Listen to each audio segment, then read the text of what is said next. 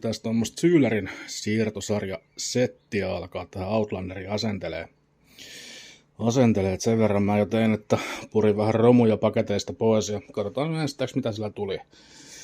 Tuli vähän letkuja, kolme kappaletta, totta kai itse kehikko, sitten tuli tää alumiinikoristehässäkkä, sen mä nyt kerkesin tuossa maalaamaan jo eilen keltaiseksi. Ei se nyt ihan samaa väriä ole kuin nämä Mönkiän puskurit, mutta riittävän lähellä. Tykkään tosta keltaisena nyt kuitenkin enemmän kuin semmoisena kiiltävänä alumiinina, että istuu vähän paremmin tohon siirtosarjan päälle. Ja sitten tuli vielä tämmönen romulaatikko mukana. Siellähän on sitten hilu ja nippeliä niin maan perkuleesti, että eiköhän tässä muutama tunti saada menemään kivasti tämänkaan askarellessa. Ja siellä tuli mukana tämmösiä letkuklemmareita. Onks nää nyt jotain Oetiker-klämppejä vai mitä nää on nimeltään, mutta mulla ei ole pihtiä tähän. Hohtimilla ton sais puristettu kyllä kiinni, mutta siitä ei nyt ihan niin hyvä tuukku oikeilla pihdeillä. Ja muutakin nää on kertakäyttöisiä, niin näitä mä en halua käyttää. Et sit tuli Motonetista ostettua sitten kasarosterisia, ihan tämmösiä ruuvilla kiristettäviä letkuklemmareita, niin saadaan sitten joskus letkut vielä purettua, jos tarvii, ilman että tarvii näitä mukana tulleita pantoja alkaa sitten millään leikkurilla pistää poikki. Ei siinä. Ohjeet tulostiin ja mukavat 36 sivua vai 38 sivua siinä on tekstiä ja kuvia, että täytyy vähän siihen tutustua, mutta sen verran mä en ole alustavasti katoin, että jonkun verran joutuu näitä muoveja purkaa tuosta, että puskuri lähtee pois paikaltaan, etutarakka pitää ottaa pois etutarakan alta, sitten se NS-konepelti, sieltä päästään sitten Syyleriin käsiksi ja sitten täytyy vielä varmaan noin eturenkaat nappaa pois paikaltaan ja ottaa noin sisälokarit veke sieltä, niin päästään sieltä sitten availee letkuja sun muuta. Ei siinä. Mä luulen, että mä alan purkamaan noita muoveja tosta, niin katsellaan kohta uudestaan, mihin saakka ollaan päädytty. No niin. Siellä olisi nyt nesteet valutettu pois. Ne mitkä sieltä tuli ja siinä onkin jo mukavasti ylimääräistä tilaa. Eli tuli toi Sylerikin napattu siitä veke. Mä jouduin siitä tässä paikoillaan irrottaa sen tän tuulettimen kehikon, että sai ton Sylerin vedettyä sitten sivukautta ulos. Vähän siinä on näköjään jotain pientä jälkeä tullut, mutta oikeastaan noita rimoja sitten ruuvarilla tosta noin, kun sen aika koittaa. Mutta pari hankalaa, tai ei nyt hankalaa, vähän ikävää ruuvia siinä oli, että ylhäällä oli 2 kiinnityspulttia. Ja ei niissä silleen muuten mitään. Missäs ne oli? Tossa on niitten reijät. Ja kuten näkyy, niin siellä ei ole kierrettä vastassa, että siellä oli 10 millin kannalla olevat mutterit sitten ja aika sokkona joutui tuolta lenkkiä vain sinne tarjoamaan, kun se on tuossa iskarin takana suoraan. Se olisi varmasti ollut helpompi, jos olisi tuo iskarin yläkiinnikkeen ottanut irti, mutta en nyt viittinyt nähdä vaivaa. Kyllä sinne sai lenkkiä vain tökättyä ja sit vaan pyöritteli tuolta etupuolelta ne pultit auki, niin kyllä ne aukesi siitä. Teisiin mä luulen, että seuraavaksi mä alan ruuvaille sitten Syleria tohon nostokehikkoon kiinni ja katsella se kohta oikein, miltä se näyttää. Syleri olisi nyt asennettu tuohon kehikkoon ja se olikin vähän tiukka sovite tuohon noin, että en tiedä onko tehtaalla vähän noi toleranssit vaihtunut noissa vai mikä homma, mutta aika taistelu oli, että sai ton Sylerin paikoilleen sinne. Mutta joka tapauksessa siellä se nyt on ja Siellä on myöskin tuo paisuntasäiliö, ja mä en muistanutkaan näyttää kun mä noita romuja näytin, mitä paketin mukaan tuli, mutta tosiaan tämä paisuntasäiliö tuli myöskin paketin mukana. Ja sitten siinä on tämä täyttöaukko myöskin ruuvattu paikalleen. Ja. Sitten mä myöskin porasin nämä reijät tähän konepeltiin. Et siinähän pitäisi olla nyt 3,5 tuumaa plus miinus puoli tuumaa toi reikä. Mulla nyt sattui olemaan 3 tuuman reikäsaha. Sillä mä ne tohon tein. Täytyy toivoa, että se nyt on riittävän iso toi reikä. Mutta sen näkee sitten, kun aletaan noita letkuja vetää paikalleen. Ja seuraavaksi mä luulen, että mä nappaan ton vanhan paisuntasäiliön pois tuolta paikaltaan. Ja siitä voisi ehkä alkaa sovittelemaan nostokehikkoa tohon etutarakan päälle, niin saadaan taas hommia pikkasen eteenpäin. No niin, toi alkuperäinen paisuntasäiliö on nyt nykästy pois tuolta paikaltaan. Se oli 2 pultilla siellä kiinni. M6 10 millin kannalla olevia. Toinen oli ihan tässä näkyvillä. Se oli helppo ottaa. Toista joutui pikkasen hakemaan. Tuolla se pultti itse asiassa näkyykin vielä, että mä otin tän imuputken kiinnikkeen tosta irti ja taittoi sitä pikkasen sivuun ja räikkää vaan jatkovartta ja tonne ujuttelin. Sen sai sitten siitä ruuvailtua auki. Ei se nyt paha ollut, mutta hankala. Ja. Sitten mä kerkesin jo tän syylärin nostokehikon, siirtokehikon ruuvailemaan tähän etutarakalle kiinni. Ja siellä on tää yksi letku jo valmiina paikalla, että se ujutellaan sitten tuolta noin konepellin läpi tonne alas. Sitten kun sen aika koittaa.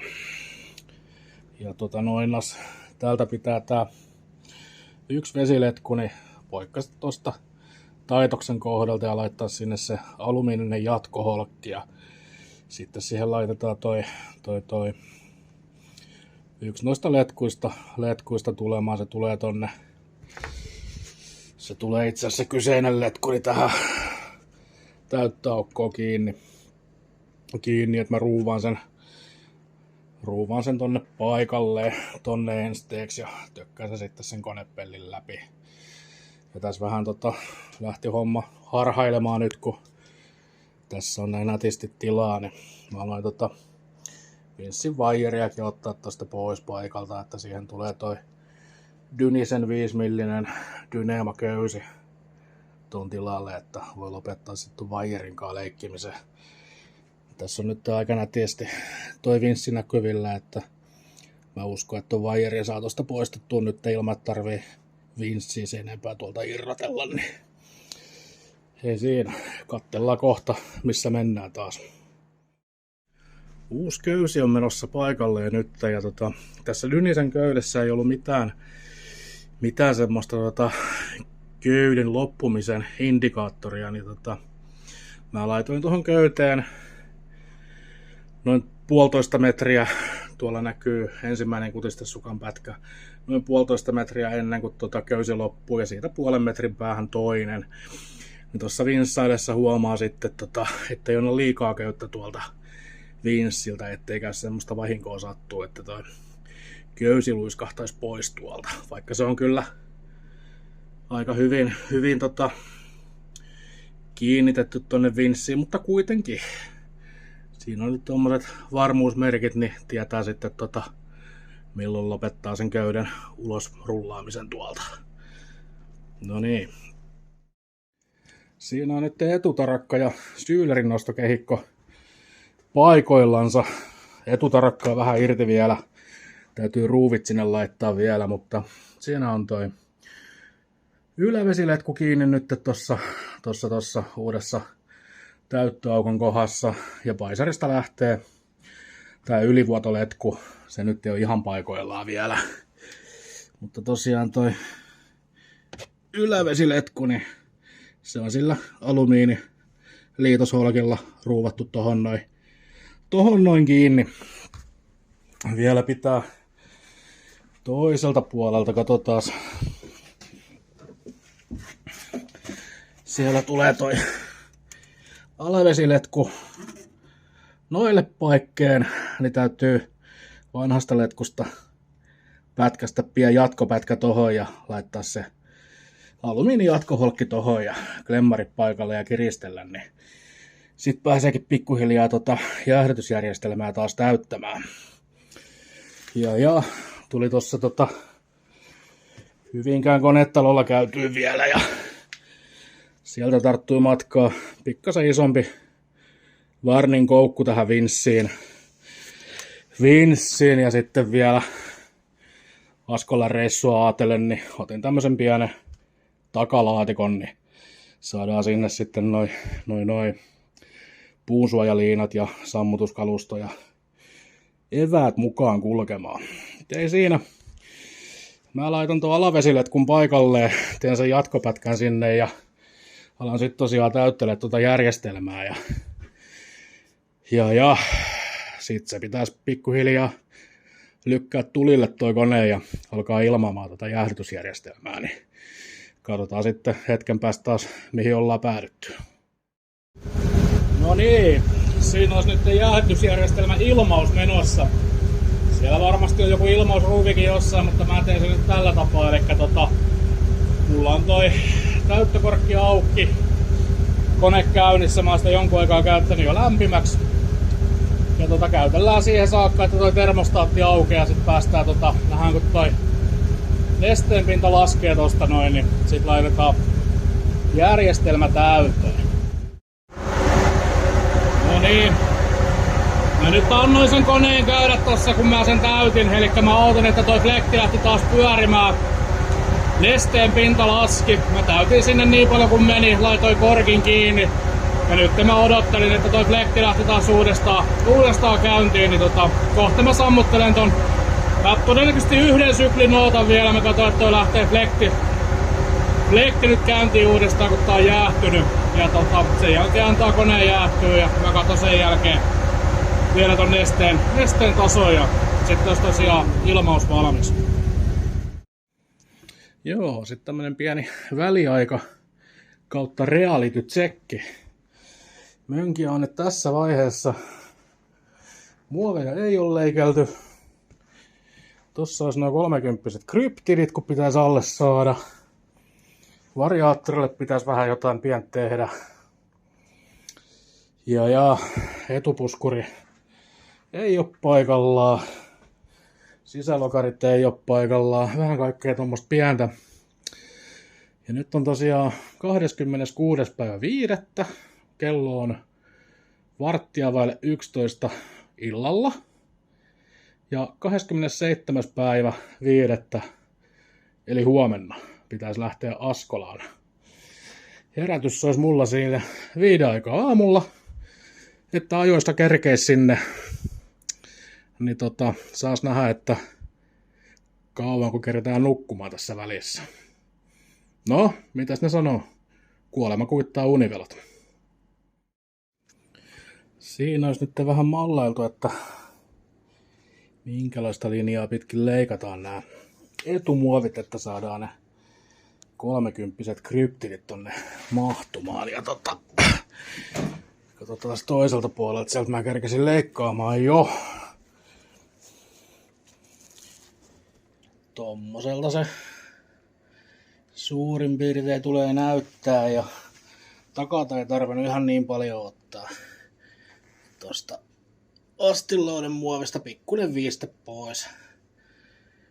Takana ei niin tiukkaa tehnyt noitten renkaiden kanssa, niin siellä pääsee pikkasen pienemmällä. Täytyy siistiä sitten nämä kaikki leikkauskohdat sitten, kun homma on valmis.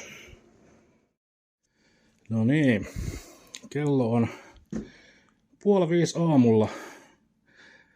Ja varmaan tuossa viimeistään 7 aikaa pitäisi lähteä ajaa sinne Askolan suuntaan. Niin tässä kerkee semmoset tehokkaat tunniunet ottamaan välissä.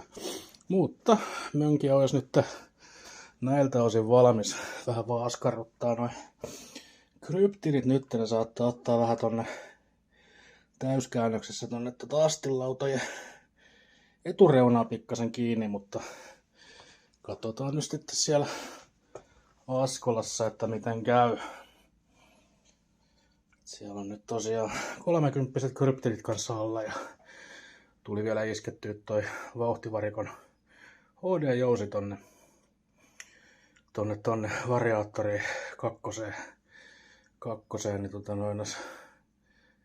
ei ehkä toi hihna ihan niin kovilla, mutta tosiaan joo, syylläri nostosarjat asennettu ja renkaat on laitettu ja vinssit on laitettu ja takalaukku on sillä paikallaan. Niin nyt täytyy kyllä oikeasti lähteä vähäksi aikaa pehkuihin ja sitten vaan mönkiä trailerikyytiin ja Askola suutaan testaamaan. Et tosiaan mä en ole kerinyt testaamaan edes tätä vielä, niin saattaa tulla mielenkiintoinen reissu. No niin, Askolaan saakka selvittyy ja 1 tunnin yöunilla. Ja vähän jouduin vielä tuossa trailerin päällä äsken noita etumuoveja, astinlautan muoveja leikkelee, kun kyllähän noin hankas kiinni vielä noin kryptinit, mutta jokohan siinä nyt olisi tarpeeksi tilaa. No, koittamallahan tuo selviää. Askola Project 100 on nyt ajeltu läpi ja lopputulema koneen kanssa se, että vähän täytyy jotain tehdä. Ottaa tuohon pohjapanssari tuohon taitokseen, renkaat kiinni edestä ja sitten kytkimelle täytyy tehdä jotain vielä tai variaattorille, että siihen muutama kerran kun semmoista kallioporrasta oli nousemassa ylös, niin aika hyvin alkoi toi hihna käryymään tossa, niin täytyy katsoa mitä sille keksii, eiköhän siitäkin jotain videoa sitten tehdä. No niin, ei muuta kuin kiva kun kattelit videoa ja palataan taas asiaan.